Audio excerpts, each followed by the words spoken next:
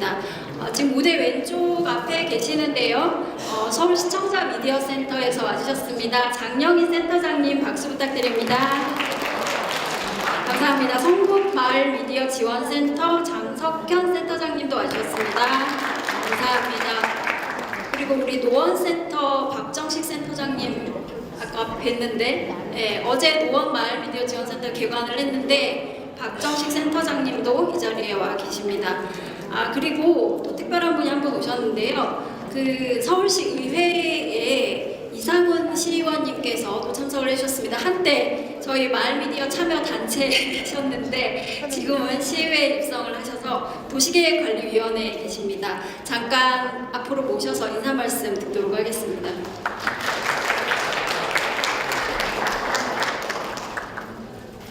이게 보여야 되죠. 예, 방금 소개받은 강북구 출신 서울시의원 이상훈입니다. 반갑습니다. 예, 뭐 저도 그냥 민간했을 때는 별로 의사 일정 이런 걸 별로 고려하지 않았는데 서울시 마을 미디어 포럼은 본회의가 있는 날 잡네요.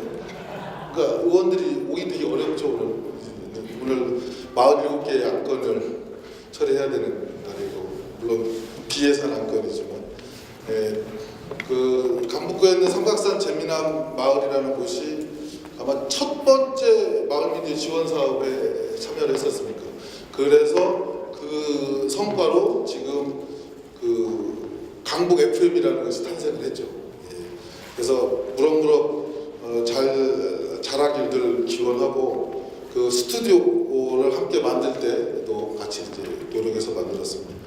마을 미디어는 공동체 활동, 뭐 문화적인 것뿐만 아니라 공동체 활동, 또 주민들의 자치, 또 일상에서의 풀뿌리 민주주의의 성장에 매우 소중한 소프트웨어이자 또 저는 소중한 무기고 연결고리라고 생각합니다.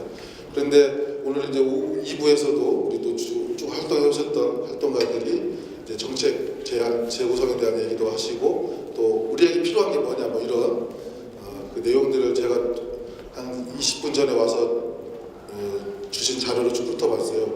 아직 조례가 없죠. 조례가 없고 그다음에 이것이 어떤 방향으로 궁극적으로 지속 가능하게 성장할 거냐에 대해서 행정은 어떤 고민을 해야 될지, 또 우리 당사자인 민간은 어떤 고민을 해야 될지라는 부분들이 이제 본격적으로 이제 무르익어 가야 될 것 같아요.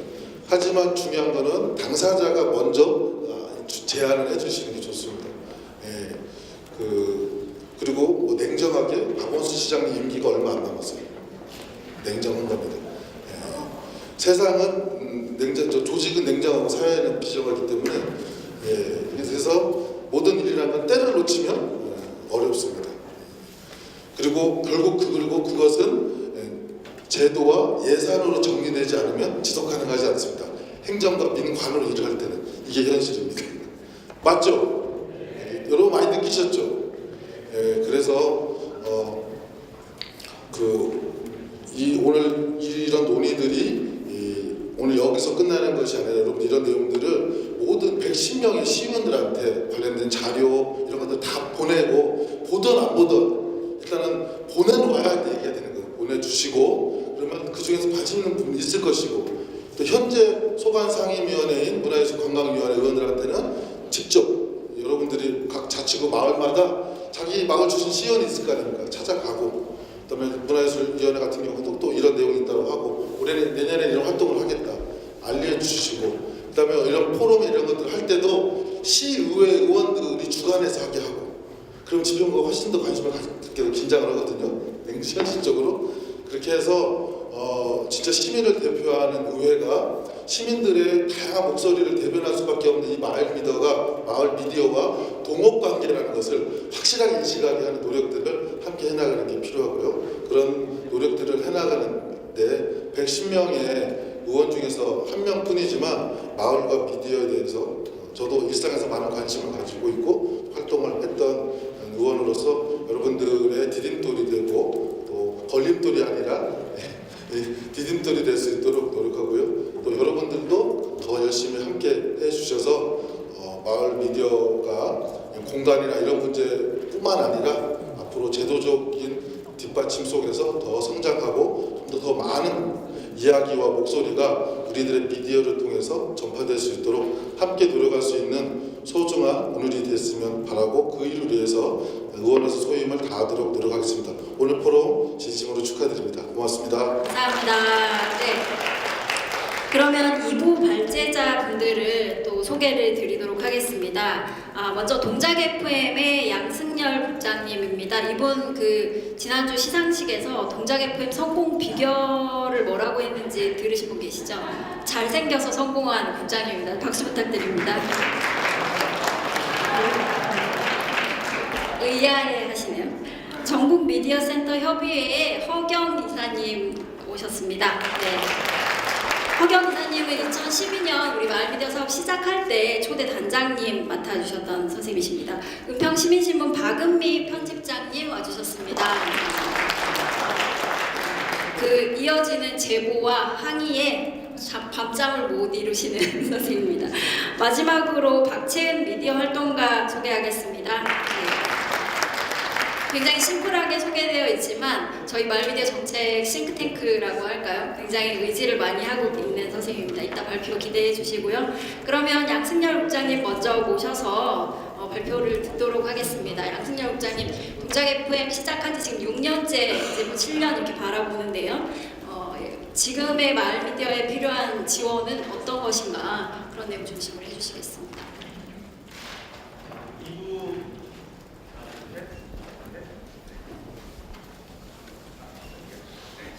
2부 첫 번째 토론자로 나선 동작 FM의 양승열입니다. 아까 1부 발제에서 이제 가지오 라디오, 라디오 금천, 강서 FM의 정말 이 멋진 활동들, 지역 정책을 바꾸고 지역에 사는 우리 소수자들의 그런 마이크가 되는 역할들 이렇게 생생하게 좀 들어봤는데요. 저희 동작 FM도 마찬가지고 여기 계신 모든 마을 미디어 단체들이 다 지역에서 그런 활동들을 하고 계십니다. 정말 열일을 하고 계시죠. 근데 이제 이런 활동들의 기반 토대가 되는 이제 이런 조건들에 대해서도 이제 이번 2부에서 좀 짚고 넘어가야 할 것 같습니다.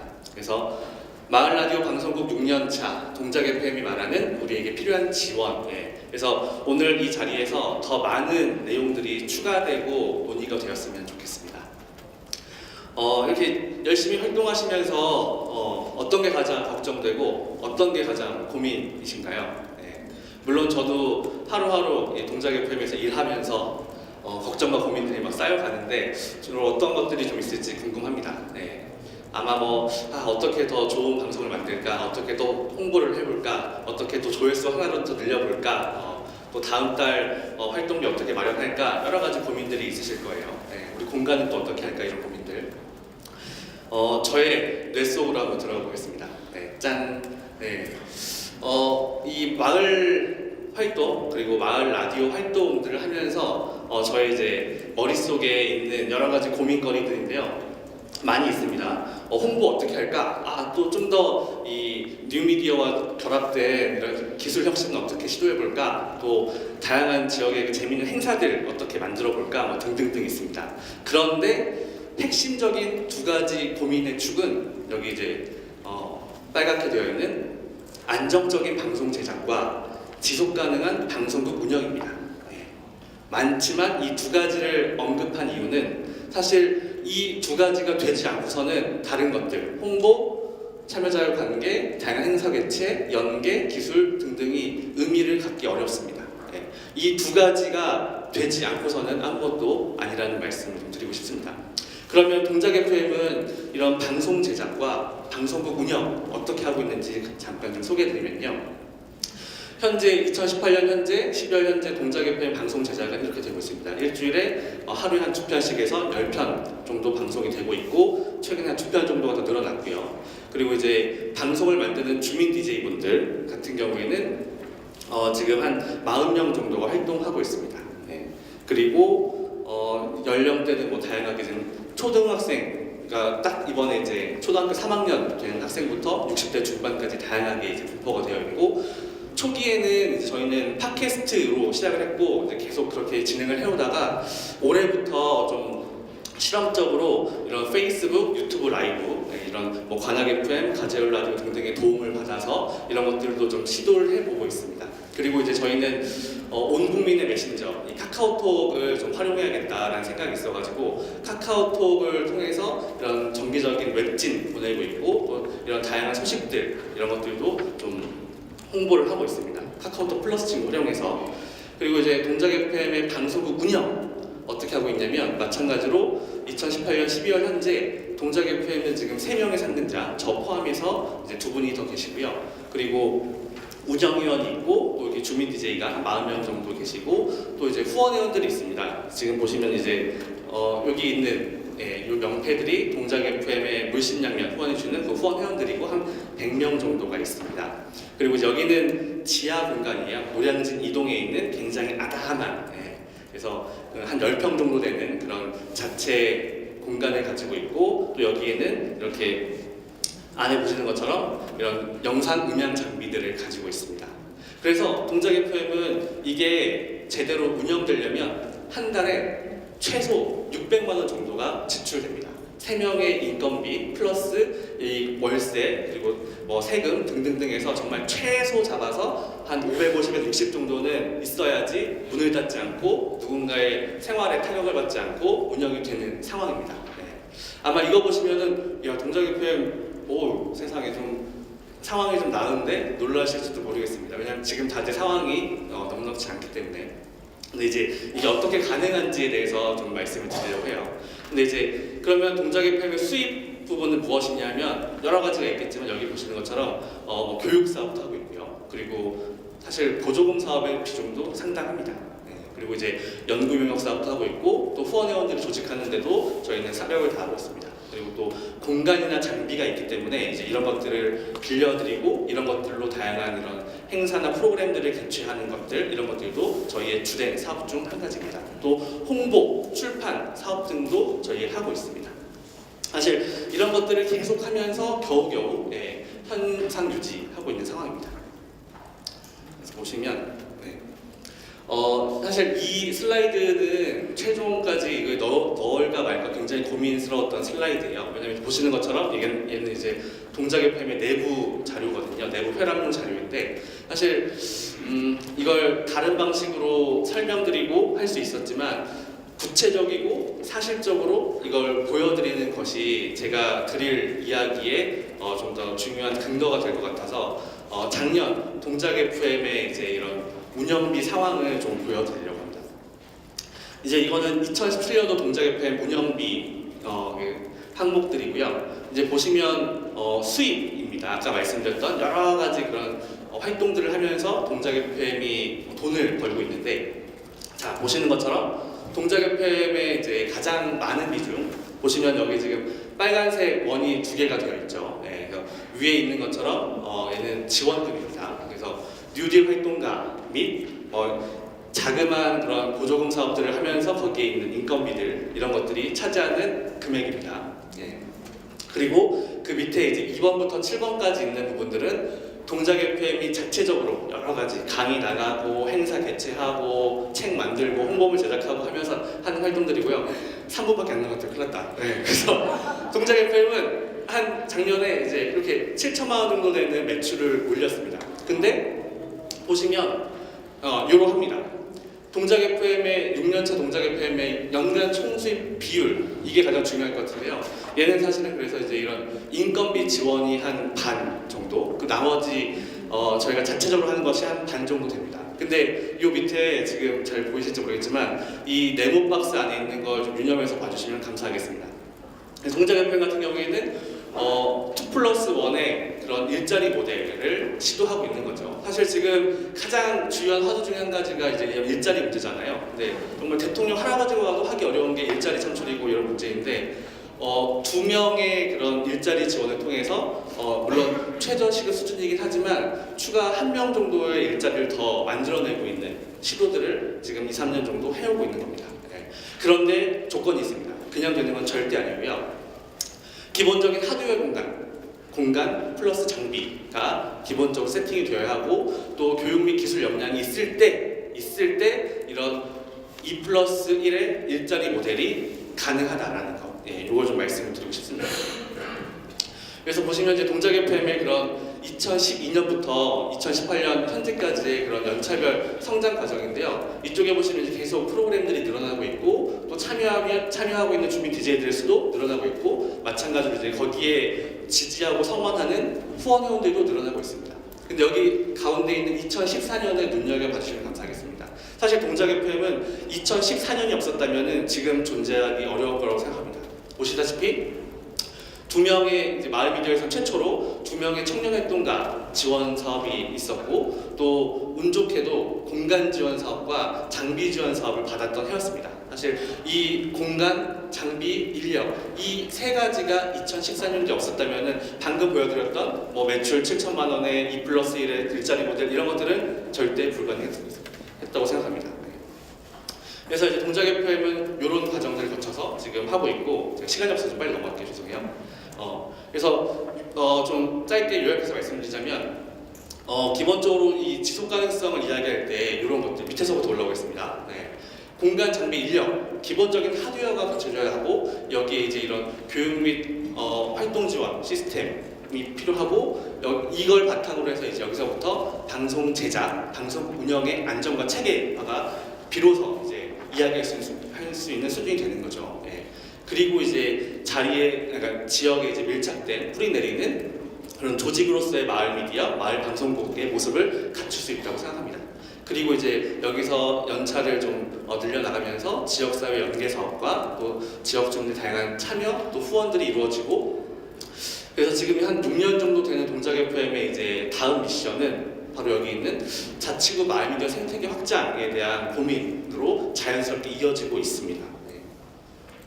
그래서 지금 1년 전 이 자리에서 했던 이야기인데 마을 미디어의 이제 2단계 과정이 필요하다라는 것. 네. 그동안 5년간의 성과에 대한 정리가 필요할 것이고 그걸 1단계로 정리하고 2단계 그래서 마을 미디어에 대한 법제화, 플랫폼, 채널, 그리고 중간 조직의 안정화, 거점형 마을 미디어 육성 이런 것들을 좀 해나가자라고 작년 포럼에서 좀 말씀을 드렸습니다. 하지만 하나도 안 되고 있죠. 그래서 동작 FM은 하지만 이런 것들을 고려하면서 저희 이제 올해 이런 활동들을 해오고 있습니다. 그래서 동작 FM만 있는 것이 아니기 때문에 동작구에 그래서 다양하게 올해 이제 사업들을 하고 있는 이런 단체와 모임들을 동작 FM이 좀 중심 잡아서 같이 만들어 나가고 있는 동작구 마을 미디어 네트워크도 만들고 있고요. 그래서 공간도 지원하고 장비도 지원하고 컨텐츠 지원과 이런 활동 소개까지도 동작에 하면서 전체 파일을 키우는 거죠. 예. 그래서 최근에는 이렇게 이제 네트워크 결성도 했고 그리고 이제 최근에는 또 구의원들 이렇게 초대해가지고 이런 간담회까지 좀 만들었었고요. 네. 그래서 이런 활동들은 그냥 좀 넘어갈게요. 네. 주요 활동들. 그래서 6년차 마을 방송국 동작 FM 필요한 것들 사실 이건 이제 저희의 굉장히 주관적이고 상대적인 경험이기 때문에 여기에 대한 다양한 이야기를 해주시면 감사하겠습니다. 보시면 이제 서울 및 자치구 네트워크 조직 강화에 대한 내부의 좀 필요성이 존재하는 것이고 여기 이제 딱 보시면은 이게 매칭이 되는 것들인데요. 그러기 위해서 필요한 것들 서울 및 자치구 네트워크 활동에 대한 지원이 더 강화되고 확대될 필요가 있는 거죠. 그리고 동작 FM은 올해 이제 본격적으로 법인화 준비를 하고 있는데 법인화에 대한 고민이 깊어진 이유는 마찬가지로 이제 그런 수익 활동에 대한 고민들 때문인 거죠. 사실 그러려면은 마을 미디어를 통한 이런 뭐 서울시나 자치구의 그런 홍보 사업이나 다양한 주민 참여 사업에 대한 여러 가지 연계 사업들이 법제화 그리고 뭔가 이런 제도적으로 준비될 필요가 있는 거죠. 마찬가지로 수익 사업에 대한 고민 계속 있습니다. 그래서 사실 작년 포럼에 드렸던 말씀은 이런 서울시에서 하고 있는 다양한 비영리 활동, 사회적 경제 활동 이런 것들도 홍보가 굉장히 중요한데 여기에 또 예산도 굉장히 투여가 되는데 이런 것들을 공동체 미디어 랩을 만들어서 좀 마을 미디어와 연계해서 상생해보는 방안들도 충분히 가능할 것 같습니다. 그리고 이제 계속 함께할 수 있는 활동과 발굴과 역량 강화를 위해서는 안정적인 일자리 지원이 필요한 거죠. 아까처럼 2+1이 되기 위한 아까 조건들 말씀을 드렸고요. 그리고 이제 주민 참여의 지속성과 계속 늘어나는 확장성을 고민하기 위해서는 5번째, 활동 공간에 지원이 없으면 불가능합니다. 예. 재밌고 예쁘고 뭔가 좋아야지 가고 거기서 활동을 할 수 있는 거죠. 예.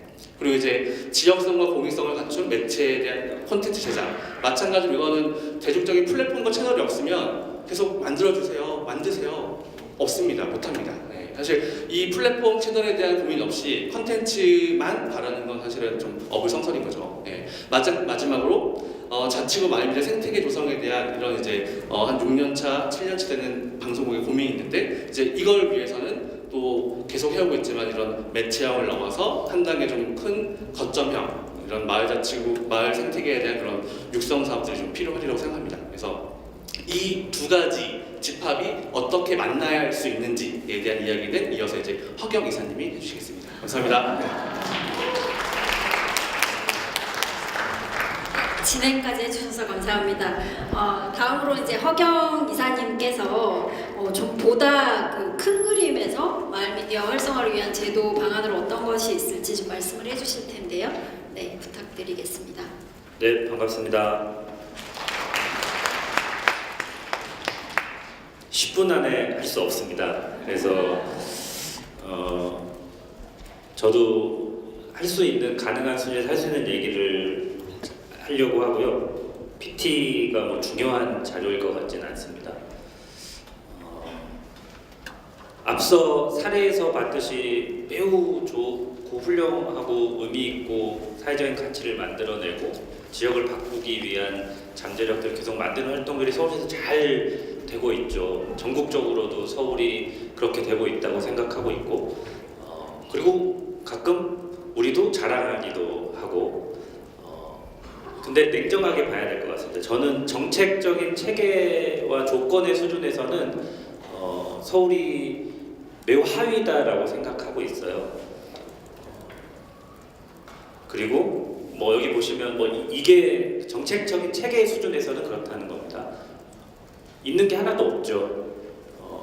서울이라고 하는 천만 도시의 다양한 마을 미디어 활동하는 주체가 의미 있는 사례와 가치들을 만들어내고 있다는 거 말고는 사실 이게 없다고 생각합니다. 그리고 제가 15년 포럼 때 안 해도 되는 한 40페이지의 발제를 한 후로 이제 이 포럼에서 발표는 하지 않았었는데 그때도 이미 우리에게 무엇이 필요한지는 다 알고 있었습니다. 조금씩 변화에 따라서 이게 바뀌긴 하겠지만 그래서 왜 우리에게 필요한 것이 충분히 어떤 것인지 알고 있는데도 그게 확보되고 있지 않은지에 대해서 아까 이상훈 의원님이 앞서 말씀하셨던 것처럼 우리 지금 활동의 경과와 시점상 냉정하게 판단하고 그걸 확보하기 위해서 우리가 해야 할 혁신들을 저는 해야 된다고 생각합니다.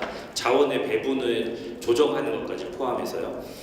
그래서 제가 15년 때 발표할 때 그 발제문 처음에 발제문에 동작 FM이라고 안 썼는데 동작 FM이 3년 후에 망할 수 있는 것을 가설로 놓고 얘기를 했었어요.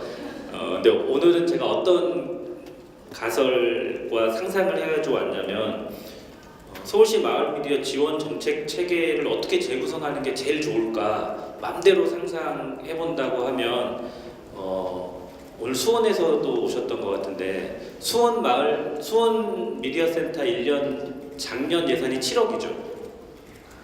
네. 그건 뭐 다 알려져 있는 얘기니까 비밀도 아니죠. 그러면 단순히 우리 복잡하니까 100만 도시가 7억이에요.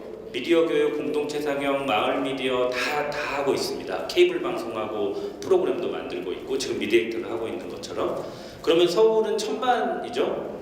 그러면 70억이 돼야 되는 게 단순 비교로 맞지 않겠습니까? 그러면 이 70억을 우리가 생겼다. 그러면 어떻게 지원 정책 체계를 만들 거냐? 요즘에 기본소득이라고 이제 들어보셨을 텐데 그 컨셉을 가지고 70억을 월 200만 원씩 1년간 몇 명에게 활동가에게 줄 수 있는지 계산을 해봤더니 291명이에요. 그러면 지금 뭐 참여하는 주민들 말고 실제로 자기 지역 자치구에서 활동하는 활동가 290명에게 주면 한 자치구에 10명 정도는 줄 수 있겠네요. 10명의 활동가에게 매월 200만 원씩을 주고 그 활동가들이 지역에 있는 다양한 자원들을 연계하고 공간들을 찾아내고 뭐 중앙정부의 사업도 가지고 오고 주민들을 조직해서 모임을 만들고 주민 참여 예산을 통해서 다른 또 예산들을 만들어내는 구조가 제일 좋지 않을까요? 지난해 뭐 계속 봤더니 활동가의 활동 비용이 가장 핵심일 텐데 200만 원이 상근 비용 정도라고 치면 100만으로 하면은 500명 정도의 활동가의 비용을 줄 수 있는 게 됩니다. 저는 그게 약간 우리 사회의 먼 미래이지만 가장 좋은 지원 정책 체계라고 생각해요. 그게 모든 가능한 원하는 모든 시민들은 기본적으로 자기 생활들을 영위할 수 있는 기본 소득을 받고 자기 삶의 공간에서 여러 가지 가치 있는 일들을 해내면 되는 거죠. 그런 어떤 원리를 감안을 한다면 행정하고 중간 지원 조직의 역할 그런 걸 지향한다고 하면 어떤 역할을 해야 되냐, 어떻게 자기 행정은 내 역할이 무엇이라고 생각해야 되냐라고 생각하냐면 행정은 주어진 자원을 문제없이 나눠주는 게 자기 역할이 아니라 민간이 역량을 가질 수 있게 무엇을 지원할 거냐 이게 행정의 역할입니다. 이미 준비되어 있는 민간 주체에게 문제없이 돈을 나눠주는 거는 알파고가 가장 잘할 거예요. 근데 행정 조직이라는 게 사람이 운영하는 행정 조직이라는 게 필요한 거는 우리가 성장해야 할 주체들이 지금 상태가 어떻고 다음 단계는 어떻게 성장해야 되니까 뭘 지원하고 이게 이제 행정의 역할이 되어야 되는 거고요. 그 민간 주체와 그 중간에서 중간 조직의 역할은 또 유사할 텐데 저는 미디어센터 저희 협의회에서는 그렇게 얘기합니다. 미디어센터는 없어지는 걸 목표로 해야 살아남을 수 있다 이렇게 얘기하는 건데요. 이 중간 조직, 지원 조직은 전문가들의 그룹이죠. 이 전문가들은 민간 지금 활동하는 주민 활동가들이 전문가가 될 수 있게 하고 그분들이 중간 단계 없이 직접 정책을 제안하고 집행하고 평가하고 할 수 있게 많은 권한과 자원을 넘기는 걸 목표로 해야 됩니다. 그러면 이분들이 그 중간 지원 조직의 다음 요구들을 자연스럽게 제시하게 될 것으로 저는 그렇게 생각을 하고 있습니다. 그리고 또 하나는 일상적인 공간을 중심으로 하는 정책 체계, 정책 단위에서 그 체계가 만들어져야 될 겁니다. 한국 사회 현실을 반영해야 되겠죠. 기본적으로 동단위, 자치구 단위가 그럴 겁니다. 그래서 그 정도의 목표를 가지고 당장 내년에 11.5억이 확보된 예산을 어떻게 쓸 건지에 대해서 오늘 저는 얘기하기 어려워요. 방향에 대해서는 잠깐 얘기하겠지만 그래서 저는 그 얘기를 서울시 마을 미디어 네트워크가 지금 있잖아요. 많이 활성화되어 있지는 못하지만 여러 조건 때문에 1월 초든 중순이든 그 11.5억을 갖고 어떤 19년에는 어떤 데다가 그걸 쓸 건지에 대해서 함께 논의하는 자리를 만드는 거를 전제로 저는 이제 그걸 제안하는 걸 전제로 얘기를 하겠습니다. 뭐 이런 건 다 넘어가고요. 그래서 재구성 방향은 말씀드린 것처럼 일단 아까 사례에서 봤듯이 마을 미디어가 정말 공적인 정책 영역이라는 거에 대해서 의원들도 알아야 되고 그걸 아는 의원들이 제도적으로 명시해야 됩니다. 뭐 조례이기도 하고 더 나아가서는 법률이기도 하겠죠. 그리고 아까 제가 행정의 역할을 얘기했지만 그 행정 내부에 계시는 분들만의 잘못은 아니고 우리나라의 행정을 규정하고 있는 여러 가지 제도적인 한계가 있는 겁니다. 그 돈을 쪼개서 그냥 활동가들에게 증빙 없이 주면 좋겠지만 그게 안 되는 여러 가지 한계가 있기 때문에 그런 행정적 한계를 지금의 한계를 인식하고 그거를 극복하기 위한 단계별 계획을 세우는 게 필요하다. 그래서 마을 미디어 활동가들은 마을 미디어 관련한 정책을 혁신하는 것도 우리의 몫이라는 생각을 내년 정도에는 꼭 좀 더 해야 되지 않을까 이런 생각을 조금 더 바꾸게. 그리고 또 하나는 여러분은 지금까지 지원 대상으로 표현되어 있었죠. 근데 우리의 활동은 유권자와 민원인이 아닌 주체적인 정치의 주체, 정책의 주체인 시민을 만들어내자고 하는 게 우리의 활동인데 우리는 지금까지 마을 미디어 지원 정책을 결정하고 있었는지에 대한 판단과 이 점검이 필요하고, 여러분들은 이 정책에 통해서 계속 성장하고 변화해 갈 거기 때문에 여러분들이 변화에 따라서 원하는 것은 여러분들이 결정할 수 있게 상향식 탄력적인 정책 체계를 지향해야 될 겁니다.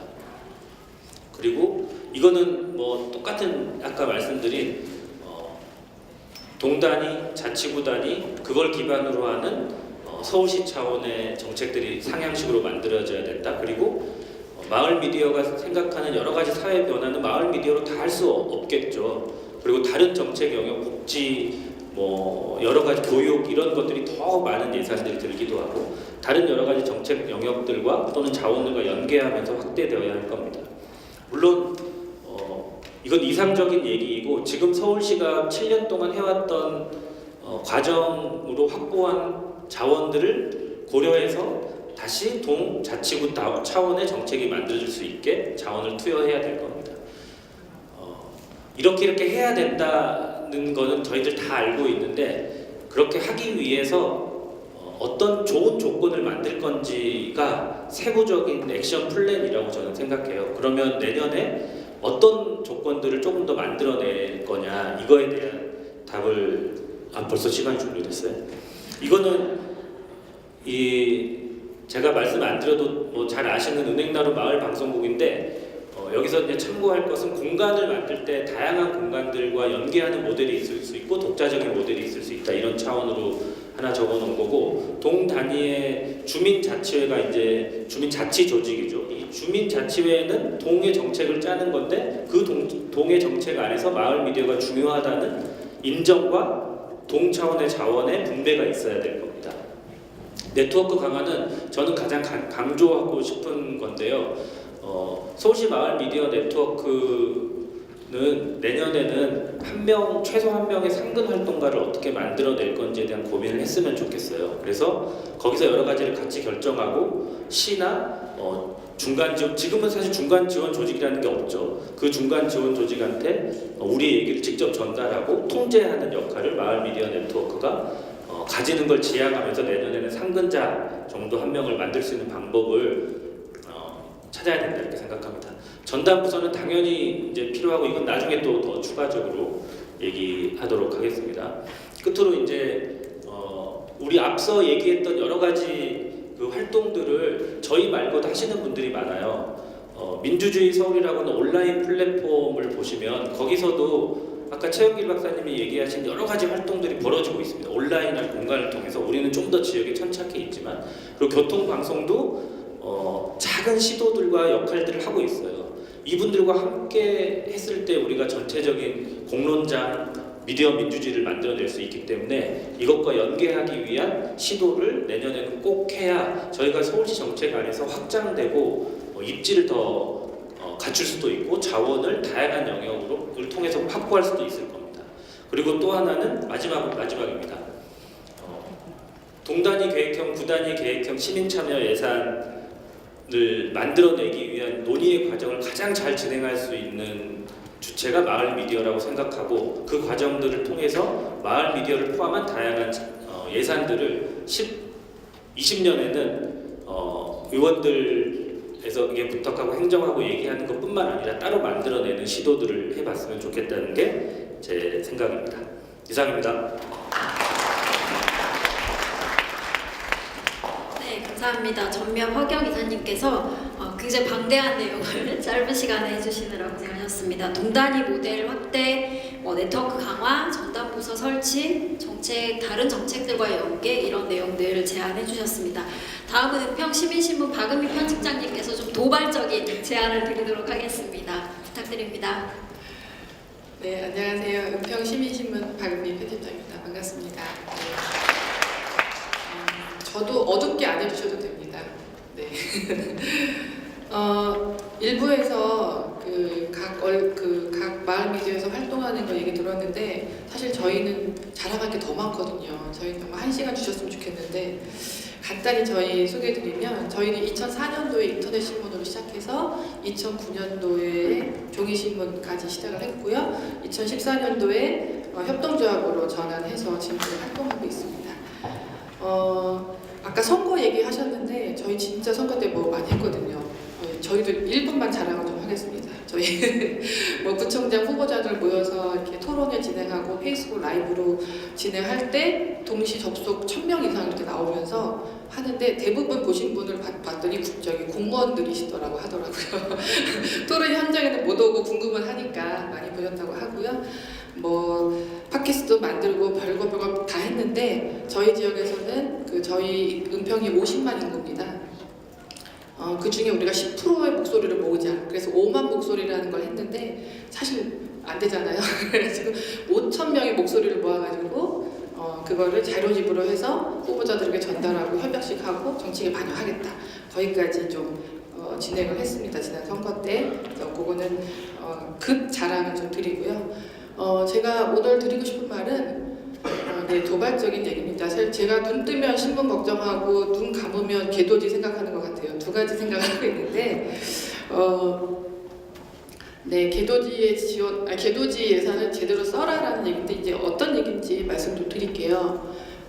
예, 넘어갔네요. 그냥 이거는 제 핸드폰입니다. 그냥 찍어봤는데요. 사실 저 지역 소식이나 뭐 5만 군데 소식을 다 사실 핸드폰으로 봅니다. 저 역시도 마찬가지고 이게 제가 뭐 특정 종교가 있는 건 아닌데 이게 신이 아닌가 핸드폰 이런 생각을 해요. 머리맡에 늘 두고 자기 전까지 보고 눈 뜨면 보고 이래서 우리는 어쨌든 이렇게 만나고 있는데 지역 소식은 어디서 만나느냐 그 고민인데 저 아침에 출근하면 사실 저희 사무실에 와 있는 신문이에요. 저 거의 못 봅니다. 그냥 구독은 하는데 신문을 거의 못 봐요. 저것도 인터넷으로 보고 있습니다. 저녁 뉴스 마찬가지죠.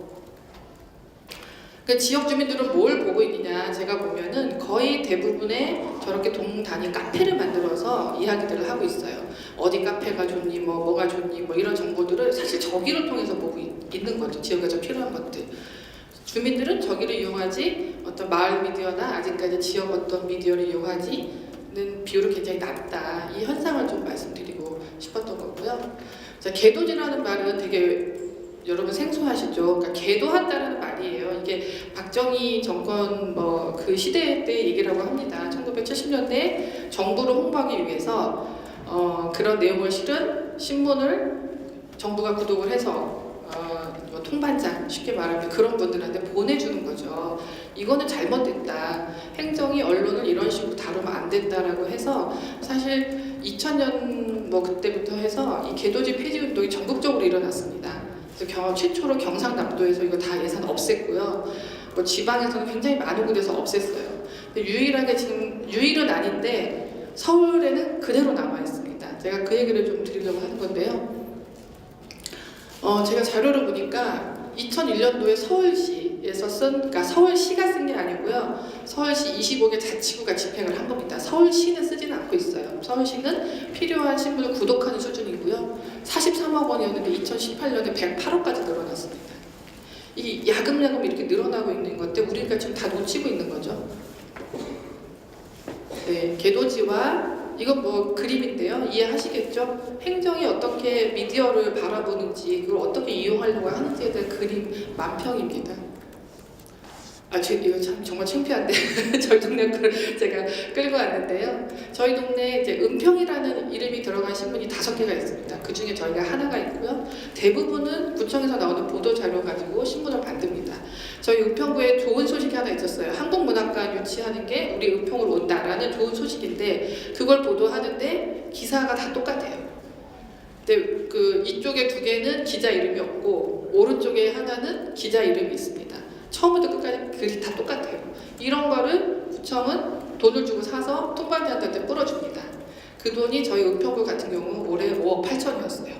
제가 열이 받습니다. 이거 참 민망해가지고 보여드리기가 뭐한데 잠깐 아까 지나갔던 거는 민망해서 제가 잠깐 두지를 못하겠는데요. 어떤 거냐면 보도자료만 베끼는 것 갖고 안 되니까 어떤 이제 저희 동네 신문 같은 경우에 그러니까 이렇게 그 유머란을 하나 만들었는데 그 유머가 굉장히 인권 비하 뭐 장애인 비하 노인 비하 뭐 이런 거 잔뜩 있는 게 실려 있어요. 그러니까 지면을 채우기가 뭐 하니까 아마 이제 는 것 같은데 그걸 구청이 돈을 주고 사서 통반장을 뿌려주고 있는 거다. 그러니까 저는 이건 범죄 행위다라고 보고 계속 문제 제기를 하고 있습니다. 25개 자치구 지도인데요. 이거는 제가 하도 답답해서 맨날 이 얘기 하니까 그 미디어 오늘 기자님이 취재를 해주셨고 만들어 주셨어요. 제가 막 저희 신문사가 작기 때문에 이거를 써도 크게 파급이 없어서 다른 막 큰 신문사를 붙잡고 맨날 얘기했거든요. 보시면 나오죠. 미디어 오늘에서 정보공개 청구에서 나온 예산입니다. 근데 이게 100% 정확한 건 아니지만 대충 이렇다고 해요. 왜냐하면 어느 그 자치구 같은 경우는 이 정보도 공개를 하지 않는 경우가 많이 있기 때문에 하지만 이 예산이 100억이 넘고 있습니다. 도대체 이 예산을 그럼 뭐에 쓰고 있냐? 보면 이렇게 구별로 지금 나와 있어요. 예. 신문을 이렇게 각 자치구별로 사서 통반장들한테 뿌려주고 있는 이 행태가 계속 일어나고 있는 겁니다. 이거를 우리가 이렇게 놓치고 있다라는 게 저 너무 안타까워요. 그러면 저희 이제 은평만 이게 작게 쓰는 데는 2억이고 많이 쓰는 데는 6억 정도가 쓰고 있는데 이거의 일부분만이라도 자치구에서 우리가 지역 미디어를 활성화시킬 때 쓸 수 있다면 얼마나 좋을까. 그러니까 사실 행정이 돈이 없다는 말은 맞는 말이기도 하고 틀린 말이기도 해요. 사실 저희 은평구 같은 경우도 보면 뭐 세수가 많지 않기 때문에 돈이 풍족한 곳은 아니에요. 하지만 이런 돈을 잘 활용해서 쓰면 저는 긍정적인 역할을 할 수 있다고 생각하거든요. 그러니까 우선순위의 문제라고 생각합니다. 그래서 각 자치구별로 이걸 좀 확인을 해주셨으면 좋겠고요. 요거 이제 그 기사 링크인데 지금 여기서 보기 좀 어렵고. 근데 저는 이제 사실 고민이 하나 드는 거예요. 제가 이제 구청에 가서 얘기를 하면 아니 뭐 미디어 한다며 니네가 자체적으로 뭘 해야지 뭘 달라고 하냐라는 시선이 있어요. 굉장히 그게 저게 고민이 몇 년 동안 됐습니다. 그래 우리가 하고 싶은 말을 하는데 뭘 돈을 달라고 하지? 너무 넘어갈 수 없는 벽인 거예요. 하지만 몇 년간 고민하다가 저는 아니다. 이거는 행정이 지원한 게 맞다. 왜냐면 이건 시민에 걸린 거예요. 시민이 알 걸린 거고 시민이 말할 걸린 건데 그거를 행정이 우리한테 좀 거꾸로 얘기할 수 있으니까 지원하지 않겠다. 이거는 정말 구시대적 마인드라고 생각하고 현장에 하루에 정말 별의별 일이 다 일어나는데 저는 오늘 아침에 또 이제 구청에 항의 전화를 받았죠. 네, 얘네들 기사를 쓰면 이렇게 사사건건 시비다. 뭐 이런 그래서 그 말을 들으면서 행정이 미디어를 바라보는 시선이 저는 아직 여기에 머물러 있다라고 생각을 해요. 서울이 제일 저는 낙후됐다고 오히려 생각합니다. 오히려 지방은 어떤 지역성들을 갖고 있어서 이걸 헤쳐나갈 힘들이 있는데 오히려 서울에 있는 시민들은 중앙 권력에 더 어떤 뉴스를 접하기 때문에 우리 동네 뉴스를 전혀 잘 몰라요. 어떻게 돌아가는지 더 모르고 있는 그런 상황입니다. 그리고 요즘에 뭐 홍보하면은 맨날 민간 협치한다, 민간 거버넌스 한다, 뭐 이런 거 굉장히 많이 하거든요. 참여 예산 한다. 모든 그런 좋은 거에 미디어는 다 빠져 있다. 왜 이런 예산을 우리가 좀 잘 바꿔내자라고 얘기하면은 그런 것들은 뭐 안 된다. 뭐 계속 그런 얘기만 하는지 현장에서 굉장히 답답합니다. 그래서 제가 본의 아니게 계속 이 활동들을 하면서 예산을 보면 너무 답답한 예산인 거예요. 이 예산이. 그래서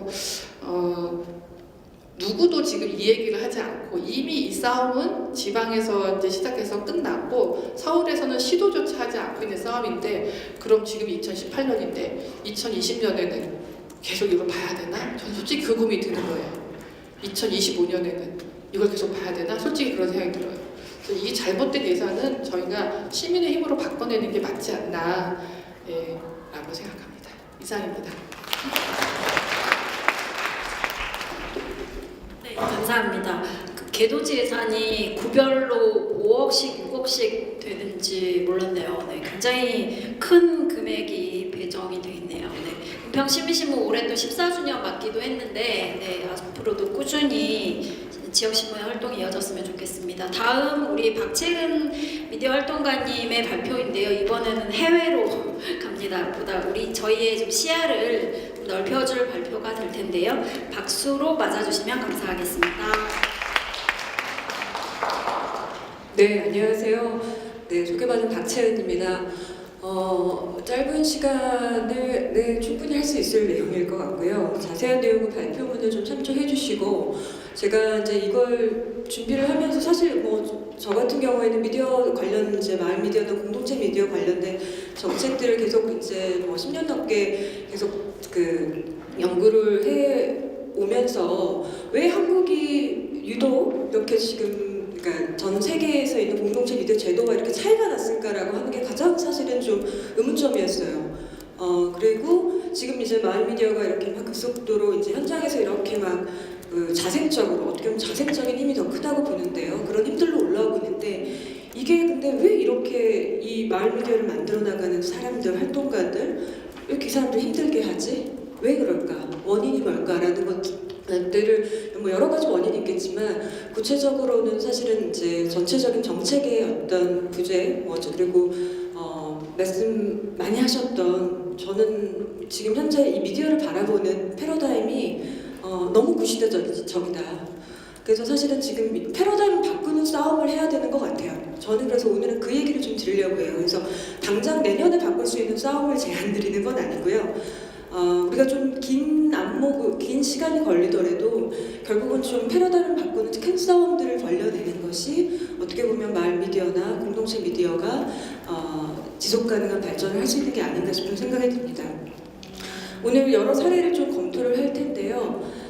네, 지속 가능한 발전이 일단 키워드고요. 지원 제도이긴 하지만 단순히 어떤 돈을 지원한다의 차원의 문제가 아니고 굉장히 다양한 조건이 어떻게 맞물려야 마을 미디어가 지속할 수 있는지를 보여주는 그런 이야기를 하려고 합니다. 첫 번째 도서관과 공동체 미디어를 좀 비교해 봤으면 좋겠고요. 그리고 공동체 미디어 지속 가능성을 미국에 있는 퍼블릭 액세스 모델이랑 그리고 독일의 개방 채널 모델과 먼저 비교를 좀 하도록 하겠습니다. 그리고 디지털 시대에 마을 미디어에 대한 공동체 미디어에 대한 어떤 가능성은 어떻게 지금 다른 나라에서는 준비하고 있는지를 좀 살펴보겠고요. 마지막에는 이제 여러 가지 좀 제언을 드리도록 하겠습니다. 도서관 이미 여러분들 도서관에 돈 내고 다니진 않으시잖아요. 다 무료인 공간이죠. 어떤 시민도 다 접근할 수 있는 곳입니다.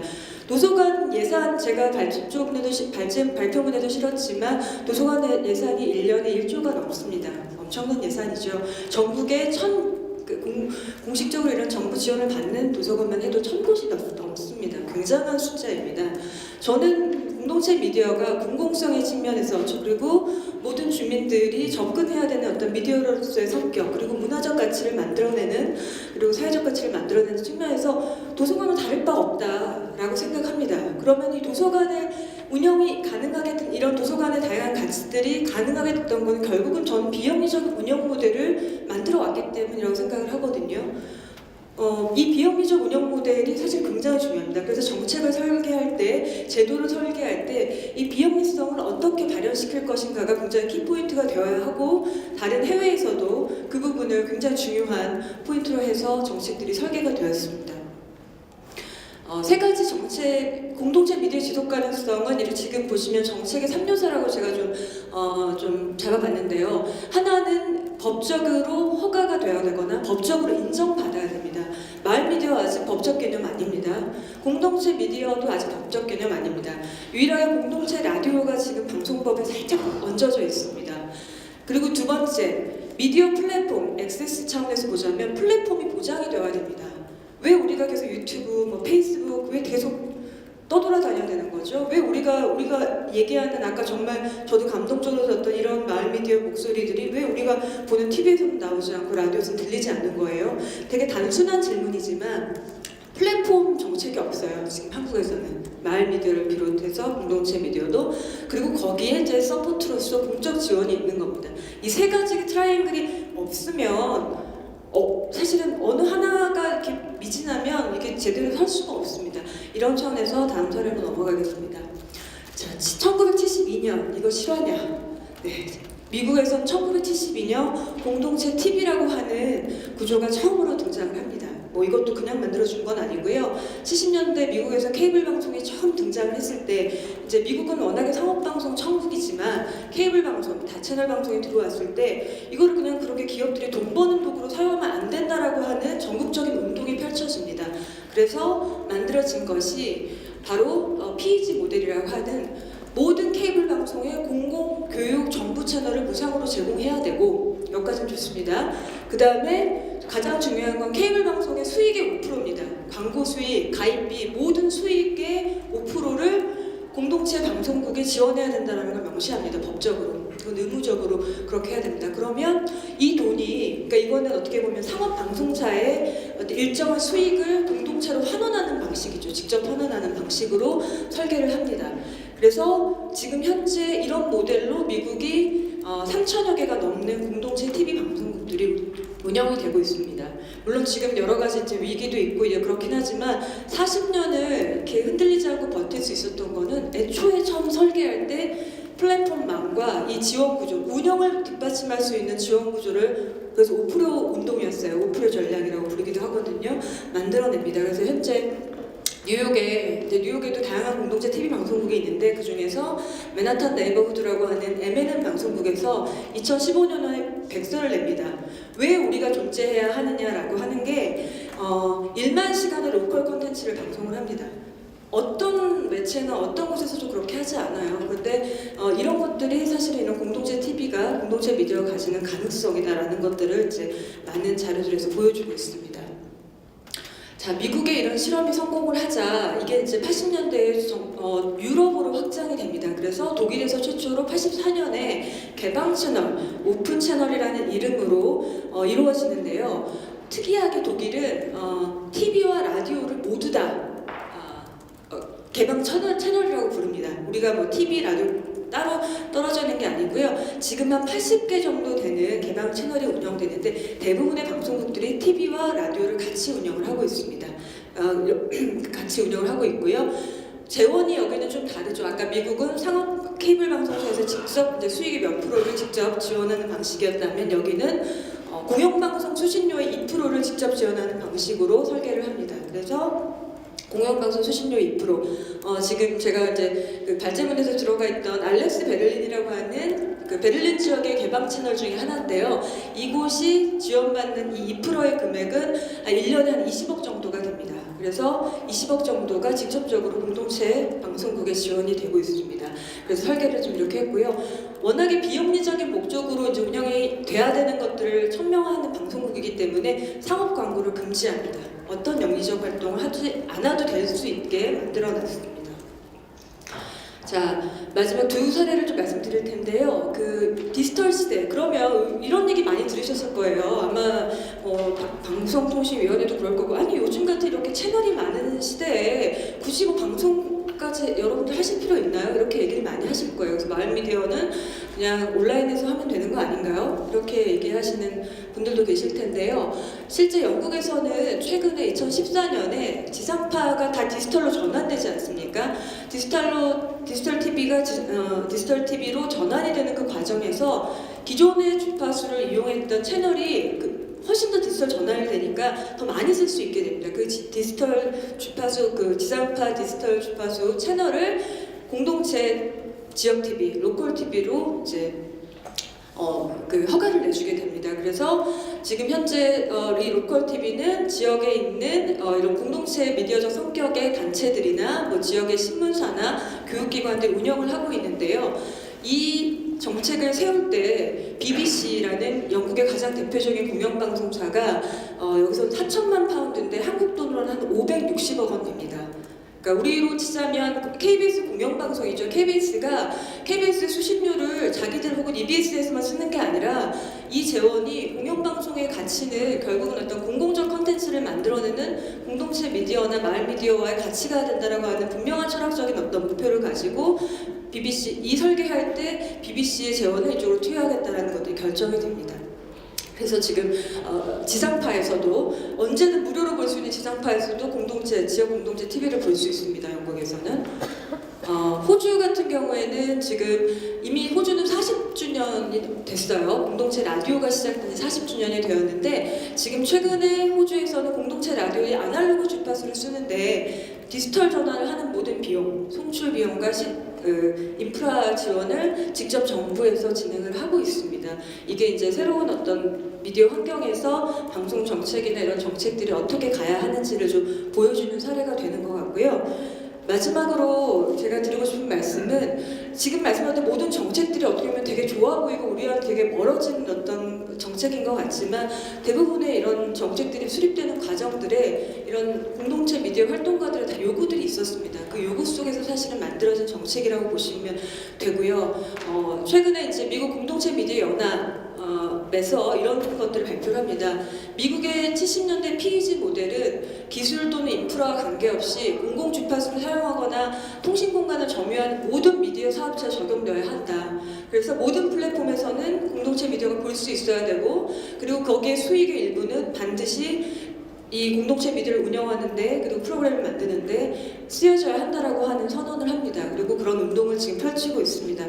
그래서 앞서 여러 선생님들도 말씀해 주셨지만 결국은 이제 방송의 권리의 차원에서 보자면 우리가 돈 버는 사업이 아니라 우리가 이걸 방송의 어떤 권리 차원에서 권리 운동으로서 좀 접근하면서 정책들을 좀 큰 틀에서 좀 바꿔나가는 것들을 여기 있는 마을미디어 네트워크 그리고 전국적인 마을미디어 운동에서 좀 펼쳐나가야 되는 건 아닌가라는 생각이 들었습니다. 네, 이상으로 좀 발표를 마치겠습니다. 감사합니다. 네. 방대한 이야기를 다 모든 발제자님들께서 준비해 주셨는데 이렇게 10분에 짧게 준비를 말씀을 하게 해드려서 송구합니다. 보다 다양한 분들의 좀 의견을 듣기 위해서 좀 어쩔 수 없이 이렇게 좀 세팅을 했고요. 그러면 이제 2부 질의응답 시간을 또 가져볼 텐데요. 2부 발제자 선생님들께서는 앞으로 좀 나와 주시면 감사하겠습니다. 네.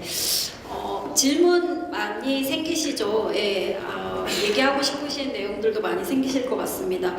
박채은 선생님 발표 중에 그 3가지 트라이앵글을 얘기하시면서 하나라도 없으면 힘들다라고 하셨는데 현재 저희 구조에서는 뭐 하나도 제대로 안 되고 있다는 그런 좀 생각도 좀 드네요. 네.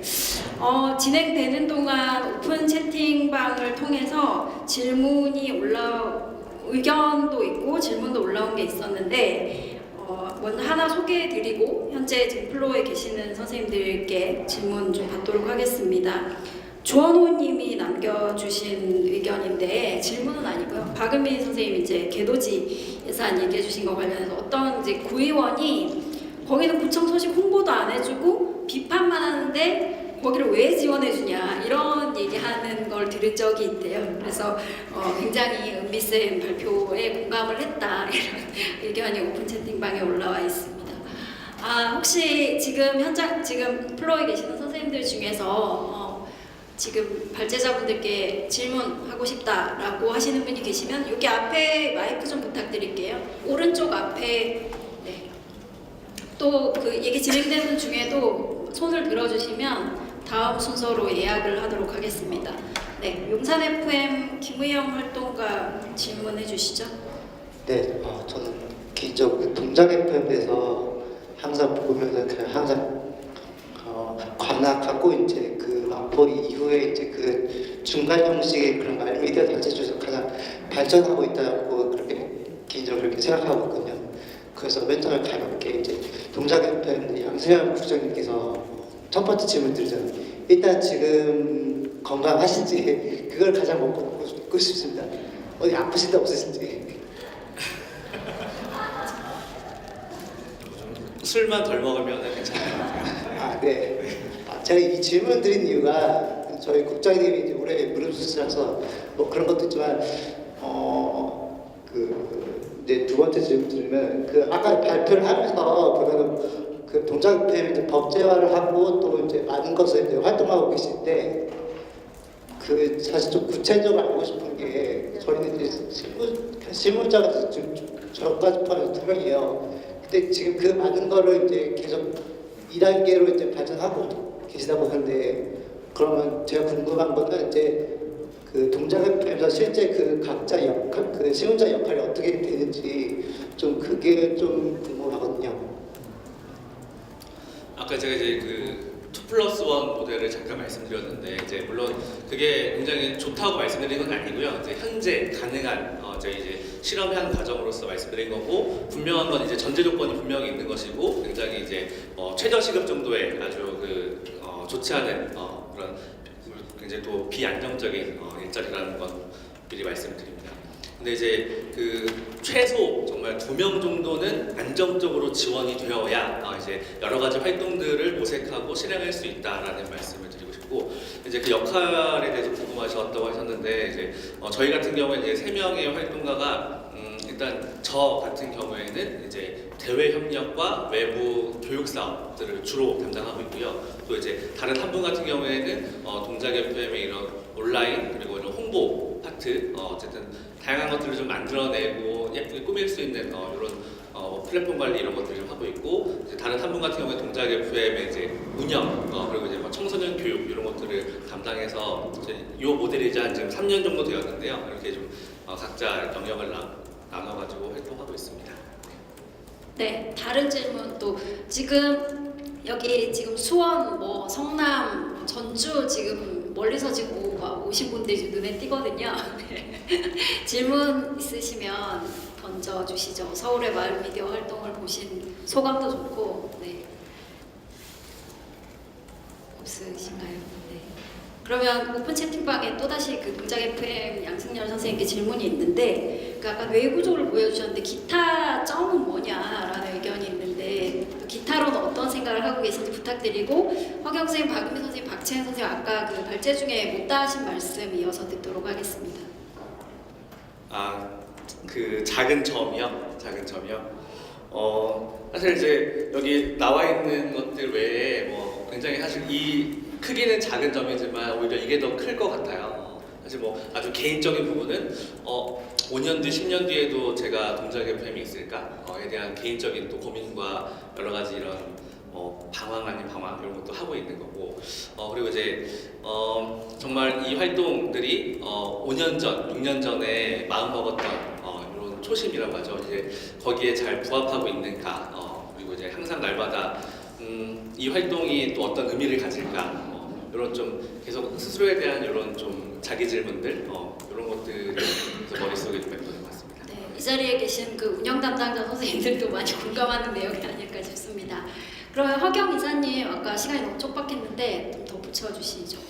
구체적인 얘기를 하기 어려울 것 같아가지고 이제 방향만 얘기했는데, 전 내년이 얼마 안 남은 내년을 어떻게 잘 보내느냐가 꽤 중요한 것 같다는 생각을 많이 하고 있어가지고 내년에는 동작 FM이 이렇게 발표하고 자기 단체의 계획을 동작이라는 지역을 중심으로 그 전략 속에서 자기 단체의 계획들을 세워나가고 있는 거 맞죠? 네, 그런 것처럼 여기 지금 3년 뭐 이렇게 하고 있는 분들이 다른 일을 조금 줄이더라도 그 계획을 세울 수 있었으면 좋겠고, 그게 그분들에게 해내라는 것이 아니라 내년 서울시 마을 미디어 지원 사업은 그분들이 그거를 만들어내는 과정을 지원할 수 있었으면 좋겠다는 생각이 들고요. 그러면 자치구 차원 또는 자기 동 단위 차원의 마을 미디어 계획이나 정책이 나올 것이고, 그것들이 모아져야 사실 서울시의 방향이 나오겠죠. 그래서 그런 게 내년에는 어떤 방식으로라도 지원이 됐으면 좋겠다는 게 제 생각입니다. 그 방안을 꼭 송덕구 대표님이 1월에 네트워크에서 빨리 찾아주셨으면 좋겠습니다. 네, 감사합니다. 박은미 편집장님 부탁드립니다. 네, 제가 진짜 순한 사람이거든요. 근데 자꾸 입도 거칠어지고 예, 활동을 하다 보니까 그렇게 되는데요. 최근에 저희 지역에서 어떤 일이 있었냐면은 그 6.13 지방선거 때 저희가 이제 구청장 후보자 토론회 진행했고요. 지금 자유한국당인가요? 이름이 새누리당인가요? 헷갈려요. 어쨌든 네, 갑자기 헷갈리는데, 거기 이제 그 구청장 후보로 나오셨던 분이 뭐 이제 내부적으로 좀 문제가 있어서 선관위 고발도 당하고 뭐 검찰에 고발도 당해서 저희가 이제 그걸 보도를 했어요. 그랬더니 이제 그 같은 당 소속의 의원님이 홍보실을 압박해서 은평 시민신문한테 한 푼도 주지 마라, 뭔가 이제 이런 작업을 하신 것 같아요. 그래서 구청은 아마 이제 면피용이라고 하는데 저희한테 어떤 공문을 보냈냐면 그 후보님, 아니 지금 후보님, 그 과거 후보님이죠. 그분이 본인이 이제 선관위에서 뭐 무혐의 결론 나니까 그거에 대해서 반론 보도해달라. 언론중재위를 통해서 연락이 와서 만나서 사인하고 충분히 또 그런 권리가 있다. 그래서 반론 보도를 실었는데 이제 그거를 빌미 삼아서 언론중재위에 뭐 다녀오거나 뭐 이런 문구를 써가면서 이럴 때 뭐 지원하지 않겠다. 지원하지 않는다는 거는 이제 계도지 예산 주지 않겠다라는 겁니다. 뭐 그런 공문이 와서 이건 언론 탄압이다. 제가 이건 언론 탄압이다. 그리고 난리를 좀 폈거든요. 근데 이런 일련의 과정들을 보면서 행정이 어떻게 미디어를 바라보고 있는가라는 시선을 저는 많이 느껴요. 많이 느끼고 아까 말씀 주신 것처럼 그럼 행정을 좀 칭찬해주고 의원님도 칭찬해주고 이러면 좀 좋지 않은가. 사실 저희만큼 칭찬을 많이 해주는 데가 없어요. 네, 진짜 잘하는 거에 대해서 칭찬하려고 그러고 사실 그 당 떠나서 지역을 위해서 올바른 뭔가를 한다고 그러면 하려고 하는데 그 프레임을 넘어가기 좀 어려울 것 같고요. 아무리 칭찬 100가지 해도 한 가지 나쁜 소리 하면 싫어라 합니다. 행정은.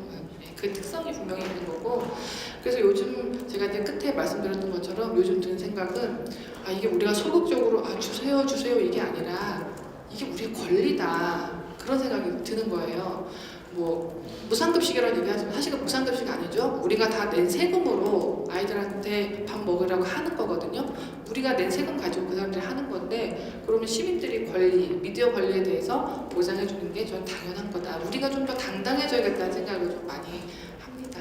네, 이상입니다. 네, 감사합니다. 박채연 선생님 부탁드립니다. 네, 뭐 연결드리는 차원일 것 같은데요. 일단은 지금 오늘 많이 또 논의된 게 이제 지자체 차원에서 지원이나 이제 마을 미디어가 이제 워낙에 또 지자체에 기반에 있는 또 미디어들이기 때문에 그렇겠지만 그 부분들이 한편으로 이제 정책적으로 제도적으로 보완돼야 되는 것도 있지만 저는 어쨌든 이게 미디어와 방송 정책이 같이 가지 않으면 안 될 것 같다는 생각이 계속 드는 거예요. 그 방송통신위원회라고 하는 곳이 사실은 마을 미디어나 이런 활성화에 대해서 자기 정책들을 가지고 가게 하는 게 사실 저는 굉장히 중요하고 그 중앙정부의 정책이 있으면 사실 지방정부가 그런 것들도 헤쳐나가기가 굉장히 좀 굉장히 쉽습니다. 그런 어떤 중앙정부나 혹은 법률적 인정 이런 것들이 그래서 그런 것들이 좀 유기적으로 같이 만나가야 되지 않는가라는 생각을 좀 저는 계속 하고 있습니다. 그래서 마을의 목소리들을 마을 미디어에 활동하셨던 여러분들이 겪었던 그 소중한 경험들을 어떻게 우리가 잘 정리하고 잘 언어화해서 또 잘 정책으로 제안하고 또 우리 말씀하셨던 권리로서 또 그분들 요구해 나갈 것인지에 대해서는 이제 정말로 그게 우리한테 다가온 과제인 것 같아요. 그래서 그게 결국 개별 마을 미디어의 생존과 무관하지 않다라는 것들을 서로 좀 이제 이해가면서 그 운동을 만들어내가는 좀 발판을 내년에 좀 같이 만들어갔으면 좋겠다는 그런 생각입니다. 네, 감사합니다. 내년에 할 일이 더 많아지는데 그 송덕호 대표님께 마이크 좀 전달 부탁드릴게요.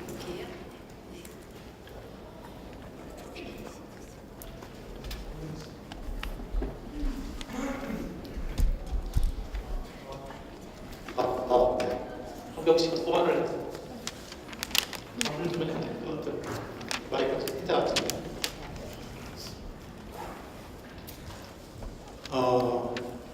뭐 서울 마을 미디어 네트워크가 내년 좀 큰일을 했으면 좋겠다고 하셔서 지금 과제가 굉장히 많은 것 같아요. 굉장히 많은 것 같고 앞에서 이제 발제하신 분들도 그런 얘기를 하셨는데 마을 미디어 네트워크가 좀 중심이 됐으면 좋겠다라는 말씀하셨고 그래서 그 내년에 좀 마을 미디어 네트워크가 좀 서울 마을 미디어 여러 가지 정책이나 사업에서 좀 중심이 될 수 있는 그런 활동들을 좀 해나가야 된다고 생각을 하고요. 내년에 이제 본격적으로 마을 미디어 사업이 시작하기 전에 그런 논의들을 네트워크 차원에서 좀 했으면 좋겠다는 생각을 하게 됩니다. 그리고 또 하나는 올해 이제 공동체 라디오 관련돼서 연구 많이 운영이 되어서 쭉 진행이 되었었어요. 그래서 뭐 며칠 있으면 이제 최종적인 연구 보고서가 나오게 되는데 그 연구 논의에서 늘 걸리는 문제가 여러 가지인데 핵심적으로 종합해 보면 그거였어요. 그러니까 공동체 라디오는 기존 라디오, 기존 미디어하고 뭐가 다르죠? 공동체 라디오를 지원하면 다른 미디어와의 형평성에서 문제가 되는 거 아닌가요? 법적인 근거가 있나요? 뭐 이게 늘 뭐 지원을 요구하거나 뭘 요구하면 늘 그 얘기가 나왔었어요. 그래서 아까 박재원 씨가 얘기한 대로 법적 승인, 법적으로 인정되지 않으면은 사실 공동체 라디오뿐만 아니라 지금 마을 미디어나 다른 여타의 공동체 미디어의 어떤 지원이나 각종 모든 것이 굉장히 어렵겠다라는 생각을 하게 되었고요. 그래서 우리나라 이제 방송법이 지금 통합방송법으로 만들어지면서 거기에서 크게 이제 공영과 민영으로만 이렇게 나누고 있어요. 근데 우리나라는 제3영역이라고 하는 공동체 미디어 영역이 방송법에 들어가 있지 않습니다. 우리나라 이제 방송 정책 안에 있지도 않아요.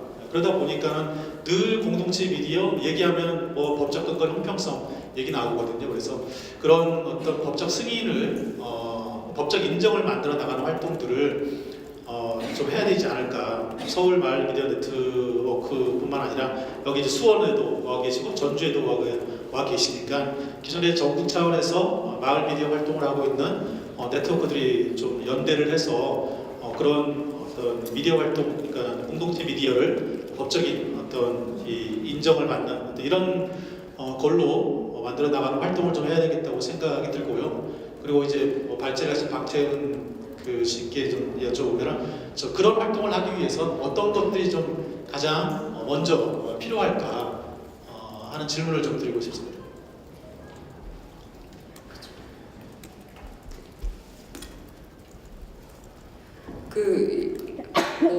저는 아까 제가 뭐 사례로서 말씀드렸지만 한국에서 지금 조건에서 특히 한국의 여러 기술적 환경이나 여러 마을 미디어 조건에서 우리가 얘기할 수 있는 대안이 뭔지에 대해서 저는 먼저 그걸 만드는 작업을 해야 될 것 같아요. 그래서 여러분들이 상상력을 더 넓혀놓고 저는 충분히 할 수 있다라고 좀 생각을 하거든요. 여러분들이 지금 하시는 활동들을 잘 하기 위해서는 어떤 정책들이 더 필요한지에 대해서 이 지자체 차원을 넘어서서 특히 아까 제가 말씀드린 플랫폼 차원이라든가 플랫폼 어떤 방송국은 저희 요새 영상, TV 다 섞어서 라디오 다 섞어서 하는데 굳이 뭐 라디오로만 뭐 허가받고 혹은 TV로 허가받고 이런 사실 부분도 참 지금 시대에는 저는 좀 이상하다고 생각하거든요. 그렇다면 우리가 생각하는 아까 이제 법적으로 이것들을 어떻게 이제 이 공동체 미디어를 어떻게 정리할 것인가의 문제도 중요하지만 우리가 생각하는 지금 우리 한국적 조건에서의 플랫폼의 문제 우리가 직접 어떻게 그다음에 이것과 연동된 지원의 문제를 우리 스스로 좀 저는 구성하는 게 좀 필요하다고 생각해요. 그래서 그 안을 가지고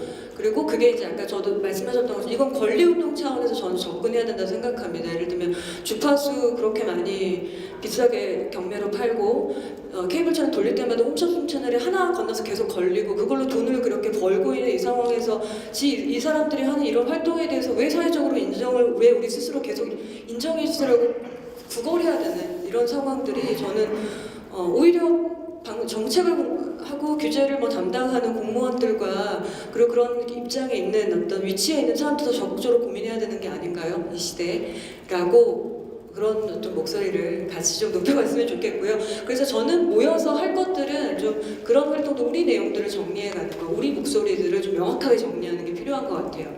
네, 그래서 저는 그런 활동들이 좀 필요하지 않나요? 그런 우리의 목소리를 만들어내는데 이 자리에 계신 선생님들이 다 참여를 좀 해주시는 걸로 해주셨으면 좋겠습니다. 네, 또 질문 있으신데요. 이쪽에 마이크 좀 부탁드릴게요. 가재울 라디오 황호환 PD님 질문 듣겠습니다. 아니 질문이라기보다는 의견인데요. 첫 번째로는 먹고 사는 문제가 참 힘든 문제이긴 합니다만 어떻게 먹고 살 것인가에 대한 고민이 좀 됐으면 좋겠어요. 아까 이제 뭐 질문 나왔을 때 구의원 시원들한테 구의원들한테 소장 온 거 없냐 안 올 수밖에 없죠. 왜냐면은 저희는 구청 돈을 안 받거든요. 구의원들이 저희 애들한테 힘을 뭐 얘기를 해봐야 구청 돈 한 푼도 안 받는데 우리가 왜 이렇게 나오기 때문에 당연히 안 오는 거거든요. 저는 그런 측면에 있어서 좀 이 예산이랄지 지원이랄지 이런 체계들이 과연 우리의 독립성이랄지 우리가 하고 싶은 이야기를 하는 데 있어서 어떻게 만들 것인가에 대한 고민은 반드시 이렇게 좀 같이 하면서 좀 만들어야 되지 않을까 그 체계를. 왜냐면 안 그러면은 이게 받는다고 해서 좋은 건 아닌 것 같아요. 이게 자칫하면 진짜 독이든 성배를 마시는 꼴이 될 수도 있겠다. 그래서 그런 거를 포함한 고민이 좀 필요하지 않나라는 생각이 들고요. 두 번째로는 이제 지금 어쨌든 케이블 방송이나 IPTV 관련해가지고 굉장히 많은 집값 변동이 지금 예고되고 있잖아요. 뭐 KT에서 뭐 딜라임을 산다는 둥 막 이러고 있는데 어쨌든 올해 초반 작년 말 이때 이제 그 케이블 방송 노조하고 같이 이제 연대가 투쟁을 하면서 어쨌든 거기까지는 간 것 같아요. 뭐냐면은 IPTV에서 케이블 방송을 이렇게 흡수 통합 M&A를 하기 위해서는 일정 정도 지역성을 어떻게 확보할 것인가가 굉장히 핵심적인 주요한 과제로서 그 사람들이 증명해야 될 과제가 된 것 같거든요. 그렇다면 마을 미디어들이 이러한 상황에서 어떻게 우리가 개입하고 어떻게 그 안에서 무언가를 만들 것인가. 저는 잘 개입하면 아까 박지원 선생님이 말씀하신 것처럼 IPTV에서 나오는 수익의 일부분을 마을 미디어나 공동체라든지 미디어에다가 줄 수 있도록 해야 한다라는 거 강제하는 거 불가능하지만은 않다고 생각하거든요. 다만 이제 그거 쉽지는 않겠지만 어쨌든 그런 길은 있다고 생각하기 때문에 그런 것들을 굉장히 많이 염두에 두고 우리가 반드시 뭐 서울시, 구청 여기만 바라볼 게 아니라 이런 좀 다양한 것들에 대한 것들을 같이 염두에 두면서 같이 해야 될 필요가 있지 않을까 이런 생각이 들어서요. 두 가지 정도의 의견을 드렸습니다. 네, 의견 감사합니다. 또 그 오픈 채팅방을 통해서 그 반명진 님께서 질문 주셨는데 허경 선생님께 좀 질문 드리겠습니다. 계속 공동체와 관련된 논의 속에 마을미디어를 위치시키게 되는데 마을공동체 지원센터와 마을미디어 지원센터가 이원화되어 있는 상황에서 둘의 협업체계를 구성하는 제도와 추진 모델은 무리한 방법인가요? 라는 질문이 있는데요. 혹시 답변 가능하실까요? 이거는 지금 자치구 마을 공동체 지원센터가 마을 자치센터로 이름을 바꿔서 지금 민간이타 이렇게 막 전환하고 있는 걸로 알고 있는데 제가 자료 중에 뭐 2기 마을 계획이 있죠. 자치구 수준에서 놓고 보면 그 자치구에서 판단을 해야 된다고 생각합니다. 그리고 거기에서의 전제는 저는 미디어 센터가 어제 개관한 노원처럼 별도 건물에 있어야 되는 건 아니라고 생각해요. 그 지역에서 마을 공동체 활동을 오랫동안 해오신 분들이 마을 미디어에 대한 활동도 할 거고 그분들이 주도로 어떤 허브 거점 공간을 정부 공적 자원을 가지고 만드는 게 마을 공동체 마을 자치센터라고 하면 그분들이 마을 자치센터 안에 마을 미디어 팀 하나를 만들고 거기에 그 지역에 활동하는 마을 미디어 활동가가 가능하다면 판단해서 들어가서 활동을 할 수도 있는 거라고 생각해요.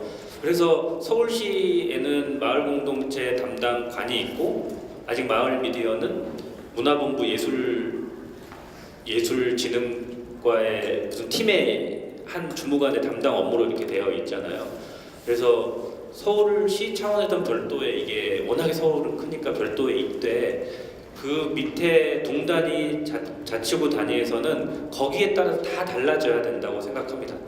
그래서 노원 마을 미디어 센터가 절대 정답이 아니고 그건 노원의 얘기이고 우리 자치구에서는 뭐 어디 사회적 경제센터에 들어갈 건지 아니면 별도의 마을 미디어 센터를 만들 건지 그걸 누구랑 같이 할 건지 이거를 같이 얘기를 해야 될 거라고 생각하고 있습니다. 그래서 자기 자치구 차원의 계획을 만들어야 되고 그 계획을 세우시다 보면 그 지역의 마을 공동체 활동하시는 분들이랑 얘기를 하지 않을 수 없게 되겠죠. 우리가 그 자치구의 모든 정책을 감당하고 있는 것은 아니니까 그 과정을 이렇게 거쳐가는 게 저는 필요하다고 생각합니다. 네, 감사합니다. 마지막으로 질문 짧게 부탁드립니다. 여기 뒤쪽으로 마이크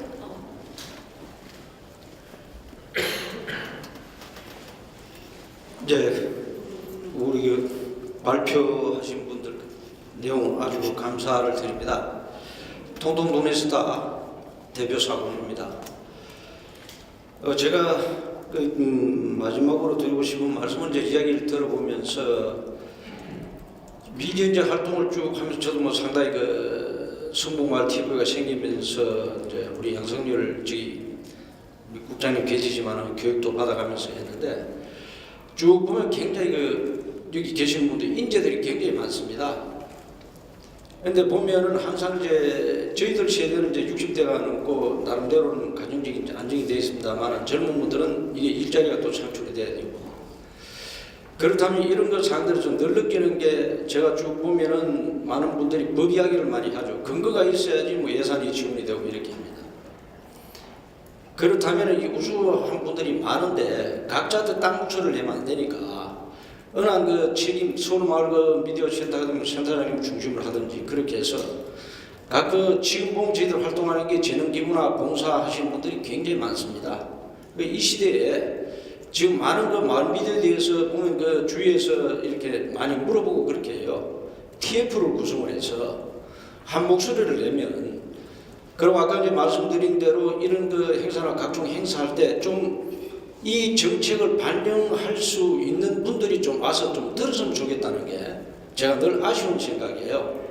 항상 보면 굉장히 좋은 아이디어나 보면 뭐 교수님들도 훌륭한 교수님들 많아 하지만 그분들보다 더 훌륭하신 발표를 함에도 불구하고 이 작품들이 완성이 돼야 되는데 완성이 되려면 정책을 위반하고 그분들이 와서 듣고 공감대를 형성해야 되는데 그런 문제가 조금 아쉽다. 그래서 결론적으로 아까 말씀드린 패널한테 TF를 구성해서 우리가 확실한 근거를 좀 말해주면 좋겠다는 말씀을 드리고 싶습니다. 하여간 또 정은경도 오늘 재단 친구들이 고생 많이 하십니다. 감사합니다. 네, 감사합니다. 네, 사봉규 선생님께서 마지막으로 의견 남겨주셨고요. 저희가 대관 시간 때문에 더 좀 얘기 나누면 좋겠지만 아쉬운 대로 이렇게 좀 마무리를 해야 될 것 같습니다. 혹시 마지막으로 마이크가 필요하신 분 계신가요? 계시죠? 그러면 이것으로 마무리하겠습니다. 우리 2부 발제자분들께도 큰 박수 좀 부탁드리겠습니다. 네, 이제 서울마을 공동체 미디어 포럼 이제 마무리하겠고요. 한 가지 안내 말씀드리면은 그 자료집 맨 뒤에요. 전국 마을 미디어 지도가 있습니다. 전국 마을 미디어 지도, 전국에 계신 그 마을 미디어 활동가분들을 저희가 수배를 해서 이제 리스트업을 해놓은 것인데요. 밖에 보시면 또 전시도 되어 있습니다. 그래서 지금 지역에서 와주신 분들 많으시니까 거기 중에 틀린 정보 같은 것들 저희한테 좀 제보 부탁드리고 우리는 왜 안 들어가 있어? 이런 의견도 주시면 향후 업데이트하는 데 반영하도록 하겠습니다.